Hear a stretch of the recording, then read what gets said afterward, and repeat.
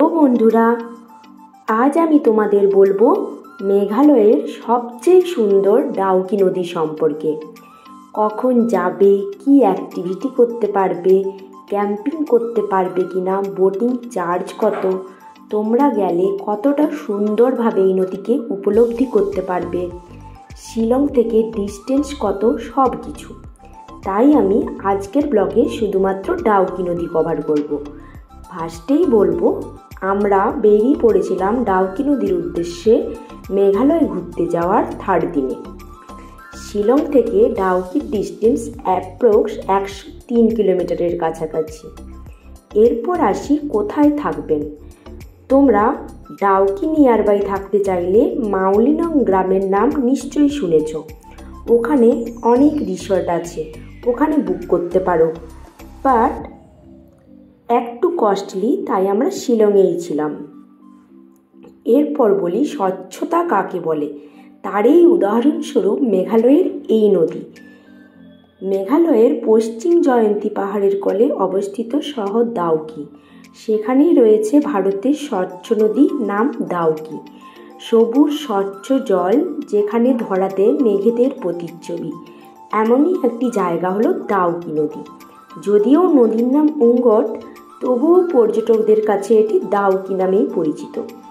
ডাউকি নদীর অবস্থান মেঘালয়ের জয়ন্তী ও খাসি পাহাড়ের মাঝ বরাবর। শিলং থেকে বাণিজ্যিক রূপ ধরে 100 কিলোমিটার গেলে আপনি পেয়ে যাবেন সীমান্ত শহর।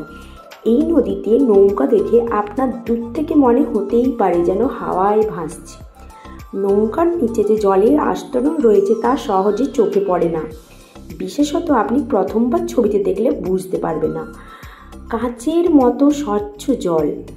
এই নদী ভারত ও বাংলাদেশের সীমান্তবর্তী মেঘালয়ের মাউলিনং গ্রামের মধ্য দিয়ে বয়ে চলে গেছে বাংলাদেশে।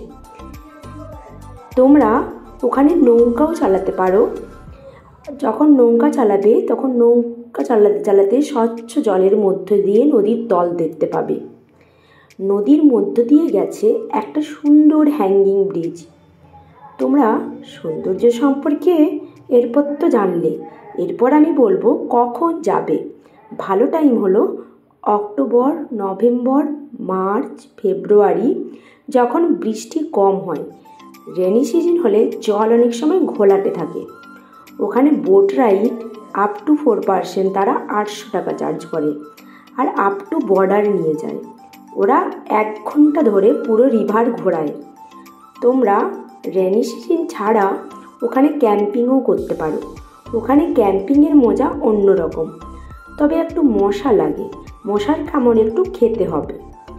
ওখানে আবার অনেক অ্যাক্টিভিটিও করতে পারো, বোটিং, স্কুবা ডাইভিং, উঁচু পাথর থেকে লাফ দেওয়া, সাঁতার কাটা, জিপ লাইনিং, সব সুবিধা পাওয়া যায়।